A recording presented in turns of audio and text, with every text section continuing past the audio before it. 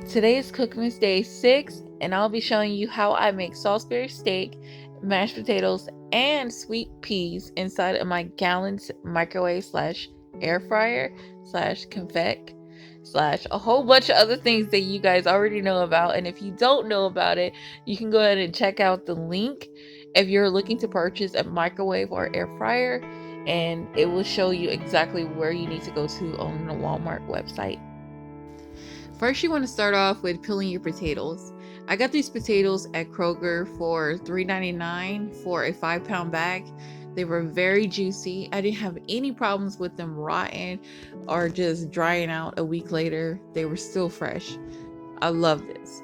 So as I'm peeling these potatoes off, you want to make sure that you don't peel the most important part of the potato, which is the inside of the potato. So try to cut it really thin.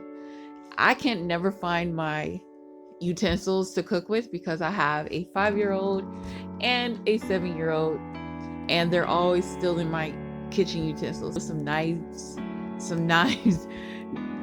everything, you guys. Like literally, they take everything I have in my kitchen.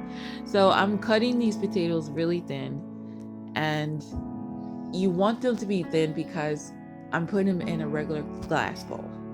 Now this glass bowl, I got it at Walmart and it was like $4, $5. You don't want to use a Dollar General a Dollar Tree glass bowl because I had a bad experience where mine's cracked in the microwave. So they're not durable, especially for this microwave. So don't use them. I'm adding 1 cup of warm water and 1/4 teaspoon of regular salt. The reason why I'm adding warm water because the cook time is less rather than using cold water. All you have to do is click on 5 minutes on your microwave twice, and then start, and it would immediately start your microwave for 10 minutes. Now for the mixture of the beef, the Salisbury beef. All I'm using is 1 cup of 2% milk, 1 egg, 1 tablespoon of minced garlic, 1 tablespoon of Worcestershire sauce, and don't dog me if I said this wrong, okay? Also, I'm adding 1/4 of cayenne pepper to 1/4 of cayenne pepper. I'm not too much going to use too much black pepper, but because cayenne pepper does the job on this. 2 1/4 teaspoons of, don't forget this step because ginger will really offset the cayenne pepper and the black pepper as well. Everything's so tasteful and like even out. And you're like, what is that taste? That's that ginger. I'm also going to add some black pepper and garlic. If you don't have black pepper and garlic mixture, just use tablespoons of plain breadcrumbs. Stir that up for a good 1 to 2 minutes.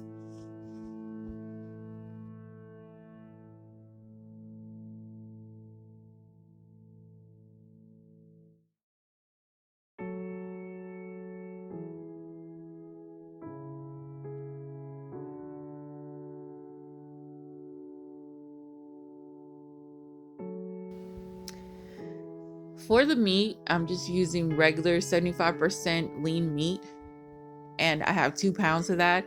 For 4 people, you do not need 2 pounds. You only need 1.5 pounds because I had a lot of meat left over. So all you need is 1.5 pounds.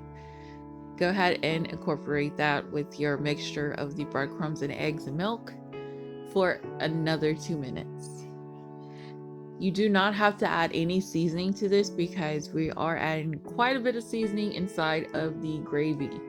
The gravy is going to have like 4 beef cubes to it. And then on top of that, you have your mashed potatoes that have salt in it. So you don't want to have too much salt. You want to try to limit as much salt as possible. So go ahead and mix that up.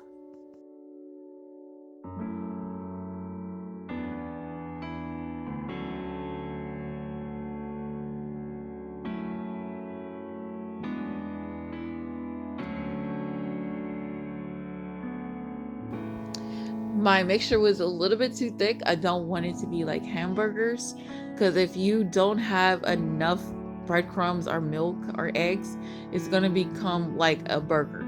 And if you sit it inside of your gravy for a long time, it's just going to get, it's still going to be rough and tough. So the milk is what makes it really tender and turns it into a Salisbury steak. So I'm going to make mine just like a Salisbury steak is, and they're more like a oval texture, oval look. So that's what I'm aiming for. So go ahead and just shape your Salisbury however you want it.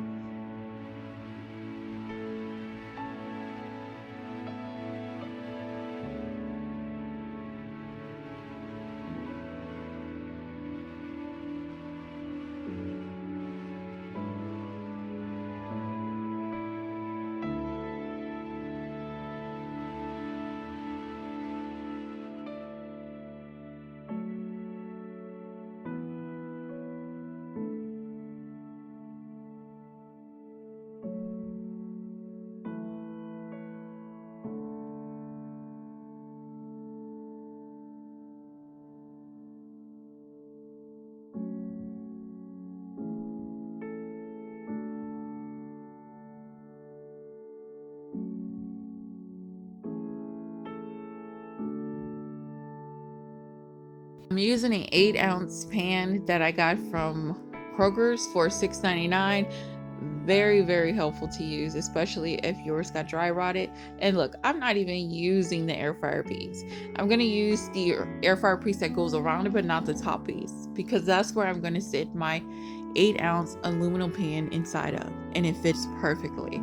Don't worry if you guys think it's not gonna work or if I'm using the wrong utensils. You can literally emphasize anything that you want in this unit. You can use anything as long as it fits, and you don't put metal inside of a microwave.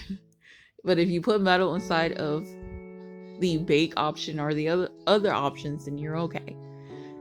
My potatoes are now done, and I will be mashing them up with a fork. You can use a potato masher. I do have that, but I just don't want to use it right now. So I will be mashing them up with a fork. And I like mine's really creamy but thick a little bit. So I'm going to mash them up for a good 5 minutes.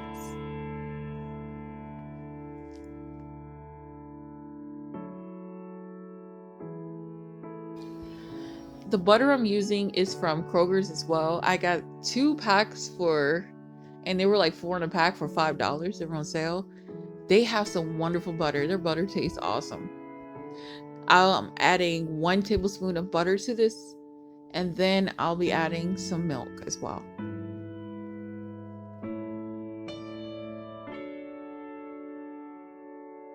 It's time to add our milk. I'm using 2% milk. You can use any type of milk you want. Almond milk, any type of milk. I'm using 4 tablespoons of milk, and just keep whipping that potatoes up. Extra with it. I'm not saying that you're extra, but I'm just saying you don't got to do all the extra stuff. Just use your spoon, your fork, or whatever is easy for you. So just mix that in, and it's going to really cooperate with you. And once we mix that in, we're going to heat that back up once it's time to make our plates.